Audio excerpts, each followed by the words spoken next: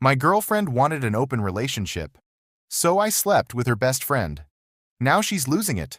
When Maya first said the words open relationship, she said them casually, like she was asking what we wanted for dinner. We were sitting on her couch, legs tangled. Netflix paused halfway through an episode we'd already forgotten. She didn't look nervous. She didn't look guilty. She looked bored. I just feel like monogamy is limiting, she said, scrolling through her phone. I love you, but I don't think one person should meet all your needs. I laughed at first, thinking she was joking. She didn't look up. You're serious? I asked. She shrugged.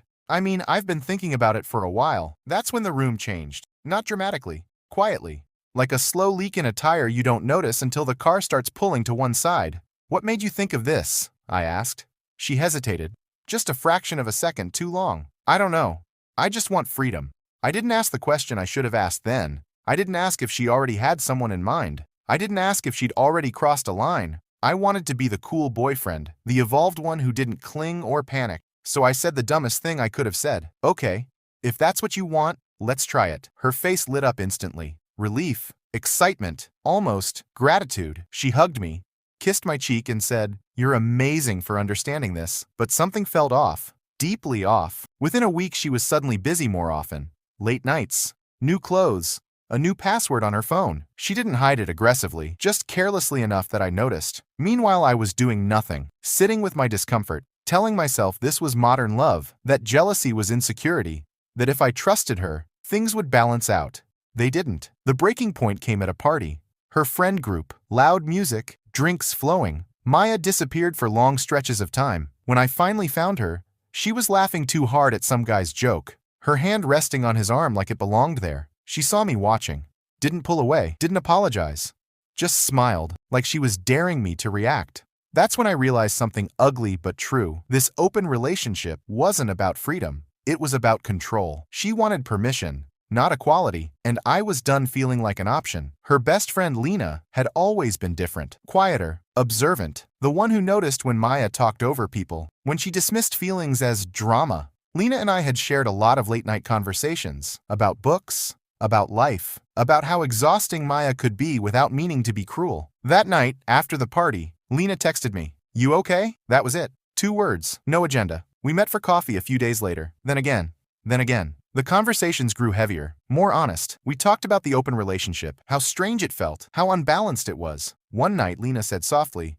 "You know she never expected you to actually use it, right?" That sentence changed everything. A week later, I crossed a line I knew would shatter the illusion Maya had built. I didn't do it to hurt her. I didn't do it out of revenge. I did it because for the first time in months, someone saw me, not as a backup plan, not as emotional support while they chased excitement elsewhere, but as a person whose feelings mattered.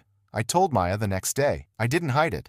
I didn't soften it. Her reaction was instant and explosive. "Her?" she shouted. "You slept with her?" She paced, cried, accused, called it betrayal, called it disgusting, called it unforgivable. I stayed quiet until she finally stopped to breathe. "You wanted this," I said calmly. "You said openness was about freedom, about fairness." "That's not what I meant," she snapped.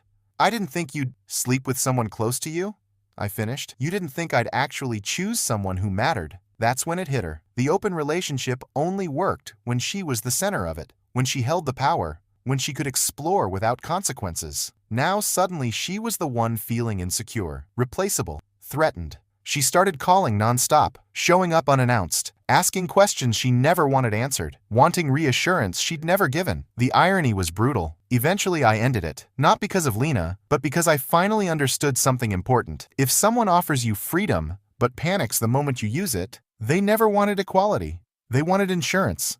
Maya didn't lose me because I slept with her best friend. She lost me the moment she treated commitment like a game she assumed she'd always win. And the hardest part? She still doesn't understand that. After I walked away, I thought the chaos would die down. I was wrong. At first, Maya tried silence. No calls, no texts, no reactions to anything I posted. That lasted exactly 4 days. On day 5, she accidentally liked an old photo of us at 2:17 a.m. Then came the messages. Nothing dramatic at first, just breadcrumbs. "Hope you're okay. Did you ever really care? I'm not mad anymore. I just want to talk." I didn't respond. That's when the narrative changed. Suddenly I was the villain. She told mutual friends that I had used the open relationship as an excuse to hurt her, that I had been emotionally distant for months. that sleeping with her best friend was proof I'd always been untrustworthy. Funny how accountability works when it's optional. Then Lena stopped answering her calls. That broke something in Maya. She showed up at my place unannounced one night, eyes red, voice shaking,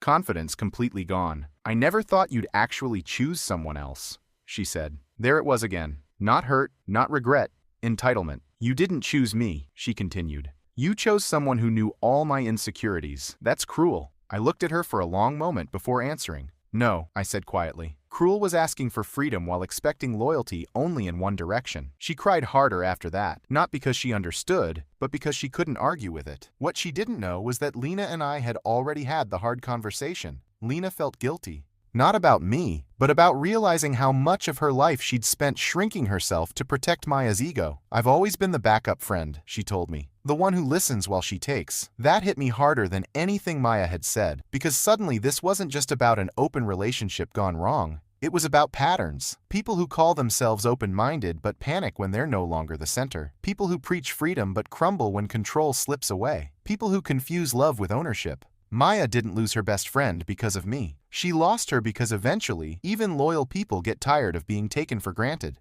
The last message Maya sent me came weeks later. "I hope one day you realize what you threw away." I stared at it for a long time before deleting it. Because the truth is, I finally realized what I'd been holding on to. And letting go was the first honest choice I'd made in a long time. Time did what arguments never could. It made things clear. Weeks passed, then months. Maya stopped calling, but her presence didn't disappear. Mutual friends still brought her up in conversations, always carefully, like stepping around broken glass. "She's not doing well," someone told me once. "She says you changed her." I didn't correct them. Because the truth was simpler. I didn't change her. I stopped absorbing the damage. Maya tried one last move when she realized chaos wasn't pulling me back. She apologized. Not the loud, dramatic kind. The quiet, late-night message kind. "I handled things wrong. I pushed too hard. I didn't think you'd actually leave." That last line mattered more than she realized. She hadn't thought leaving was an option for me. That's the mistake people make when they mistake patience for weakness. I never replied. Not out of cruelty, but because closure isn't something you demand from the person you dismissed. Lena and I slowed things down after everything exploded. No rushing, no labels, just honesty. For the first time, I wasn't trying to prove I was secure, or modern, or unbothered. I was just being real, and that felt unfamiliar, but right. One evening, Lena asked me something that stuck. "Do you think she ever loved you?" I thought about it longer than I expected. "I think she loved how I stayed," I said. "Not what it cost me to stay." That was the lesson. Some people don't want a partner. They want stability. They don't have to protect. Maya didn't lose control because I slept with her best friend. She lost control because I stopped accepting terms that only benefited her. The open relationship didn't break us. The assumption that I'd never walk away did. And the irony? She got the freedom she asked for. I got the peace I didn't know I was allowed to want. Sometimes the ending isn't dramatic. It's quiet, clear, final. And for the first time, that was enough.